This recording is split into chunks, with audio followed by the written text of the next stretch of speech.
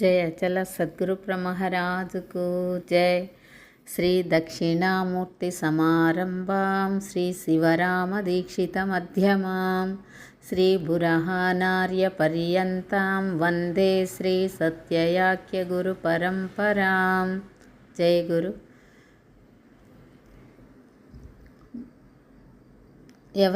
మనలో ఎవరినైనా మీరు ఆధ్యాత్మికంగా ఏం సాధన చేస్తున్నారు అంటే, మేము శ్లోకాలు నేర్చుకుంటున్నామండి, మేము కందార్థాలు నేర్చుకుంటున్నాము, మేము తత్వాలు నేర్చుకుంటున్నాము అని చెప్తారు. నేర్చుకోవాలి, నేర్చుకుంటే తప్పేమీ లేదు. కానీ అవి నేర్చుకుంటూ వాటిలో ఏ విషయాన్ని తెలియజేశారు, శ్లోకాల్లో ఏమి తాత్పర్యం ఉంది, వాటి అర్థం ఏముంది, తత్వాల్లో ఏమి అర్థం ఉంది, కందార్థాల్లో ఏమి అర్థం ఉంది, వాటి భావాన్ని తెలుసుకొని ఆ భావాన్ని మన జీవితంలో అన్వయించుకొని ముందుకు సాగాలి. అలా చేస్తే ప్రయోజనం అనేది కలుగుతుంది. దీనికి సంబంధించి మన భాగవతుల కృష్ణదేశికుల వారి కందార్థంలో తెలియజేశారు. జతనముగా దాచి చదువుము, జతనముగా దాచి చదువుము, రతనముల హారమిదియు రసికులగళమా, యతనము దీనికి నే బహు యతనముగా వించి తెచ్చి ఇస్తేరా నేడు, బోధకు బందోబస్తౌరా చూడు, రతనాలెట్ల ఊరాళ్ళు రతనాలంచనీయంటే, రతనాలి పాద్యాలు రసికులెరిగెదారి విని ఇస్తేరా నేడు, బోధకు బందోబస్తౌరా చూడు. ఆ కందార్థంలో ఆ మహానుభావుడు ఏం తెలియజేశారు అంటే, నేను ఎంతో ప్రయత్నం చేసి ఈ కందార్థాలని ఒక మాలలాగా తయారు చేశాను, ఎంతో కృషి చేసి. కాబట్టి వీటిని మీరు మంచిగా శ్రద్ధగా జాగ్రత్తగా దాచుకొని చదువుకోండి. దాచుకోవడము అంటే పదిలపరుచుకోవడం కాదు, దాచుకోవడము అంటే జాగ్రత్తగా వాటి అర్థాన్ని తెలుసుకొని వాటి భావాన్ని మీ జీవితంలో అన్వయించుకోమని తెలియజేశారు. ఏ మహాత్ముడు ఏ మహనీయుడు తెలియజేసినా కూడా వారి యొక్క సాధన ఫలితాన్ని వారు తెలియజేసిన ఆ కందార్థములో, ఆ తత్వములో, ఆ శ్లోకములో వారి యొక్క సాధన యొక్క ఫలితం ఏముందో, ఆ సాధన యొక్క భావం ఏముందో, వారు సాధించిన దాని యొక్క విషయం ఏముందో వారు రాసే ఆ గ్రంథాల్లో తెలియజేస్తున్నారు. కాబట్టి మనము వాటి భావాన్ని తెలుసుకొని దాన్ని మన జీవితంలో అన్వయించుకోవడానికి ప్రయత్నం చేయాలి. దీనికి సంబంధించి ఒక కథను తెలియజేస్తాను. ఒక ఋషి అలా దారిన వెళ్తూ ఉంటే ఒక చిలుక రామ రామ అని పలుకుతూ కనిపించింది.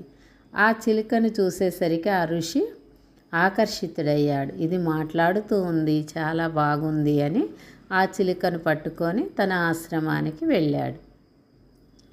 కానీ ఆ చిలుకకి కొన్ని జాగ్రత్తలు చెప్పాడు. ఏమిటి అంటే, వేటగాడు వస్తాడు, వల వేస్తాడు, గింజలు వేస్తాడు, వలలో ఎవరైతే వల దగ్గరికి వెళ్తారో వాళ్ళు వలలో చిక్కుకుంటారు అనే విషయాన్ని జాగ్రత్తగా ఉండడం కోసం చిలుకకు తెలియజేశాడు. చిలుక ఋషి ఏం విషయాలైతే చెప్పాడో ఆ విషయాలను పలుకుతూ ఉంది.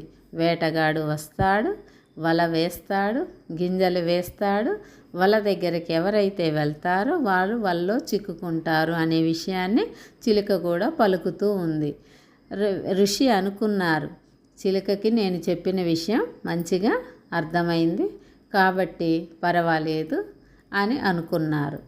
ఋషి తెల్లారి యాత్రలకు వెళ్ళారు. అనుకున్నట్లుగానే వేటగాడు వచ్చాడు. చిలుక వేటగాడిని చూసింది. వేటగాడు వస్తాడు, వల వేస్తాడు, గింజలు వేస్తాడు, వల దగ్గరికి ఎవరైతే వెళ్తారో వారు వలలో చిక్కుకుంటారు అనే పదాలని చెప్పింది. వేటగాడు అనుకున్నాడు, ఈ చిలుక ఏదో జాగ్రత్తగా ఉంది, ఈ చిలుక అన్ని విషయాలు తెలుసు, నేనేం చేస్తాను, అందుకని ఈ చిలుక జాగ్రత్తగా ఉంది, ఈ చిలుక వలలో పడిద్దో లేదో తెలియదు, ఈ చిలుక పడకపోయినా ఇంకా వేరే పక్షులైనా పడతాయని వేటగాడు వల వేసి గింజలు వేశాడు. గింజలు వేయగానే ఆ చిలుక వచ్చి వల దగ్గర కూర్చుంది. వల దగ్గరికి వెళ్ళి కూర్చొని కూడా చిలుక అవే పలుకులు పలుకుతూ ఉంది. వేటగాడు వస్తాడు, వల వేస్తాడు, గింజలు వేస్తాడు, వల దగ్గరికి ఎవరైతే వెళ్తారో వాళ్ళు వలలో చిక్కుకుంటారు అనే పదాలు పలుకుతూనే ఉంది. అలా పలుక్కుంటూ కూడా చిలుక వెళ్ళి వలలో చిక్కుకుంది. మళ్ళీ వేటగాడు దాన్ని పట్టుకున్నాడు, దాన్ని పీక కోస్తూ ఉన్నాడు. పీక కోస్తూ ఉన్నప్పుడు కూడా చిలుక అదే పలుకులు పలుకుతుంది. వేటగాడు వస్తాడు, వల వేస్తాడు, గింజలు వేస్తాడు, వల దగ్గరికి ఎవరైతే వెళ్తారో వాళ్ళు వలలో చిక్కుకుంటారు అనే పదాలు పీక కోసేప్పుడు కూడా పలుకుతూ ఉంది. కానీ ఋషి ఏ విషయాలైతే చిలుకకు చెప్పాడో ఆ విషయాలను పలుకుతుంది, కానీ ఆ విషయాలు తన జీవితానికి అవి అన్వయించుకోకపోవడం వల్ల చిలుక వేటగాడి వలలో చిక్కుకుంది. మనం కూడా మన ఋషులు మహాత్ములు చెప్పిన ఈ శ్లోకాలని, కందార్థాలని, తత్వాలని చదువుకోవడమే కాకుండా వాటి యొక్క భావాన్ని, అర్థాన్ని తెలుసుకొని ఎవరైతే వారి జీవితానికి అన్వయించుకొని అట్టి ఆధ్యాత్మిక స్థితిని పొందుతారో వారు మరల జన్మ లేని స్థితిని పొందుతారు. కాబట్టి మనమందరం కూడా అట్టి మోక్ష స్థితిని పొందడం కోసం ప్రయత్నం చేయాలి. అలా ప్రయత్నం చేసి మన జీవితాలని ధన్యం చేసుకుందాం. జై గురు, జై అచల సద్గురు మహారాజుకు జై. అందరికీ జై గురు.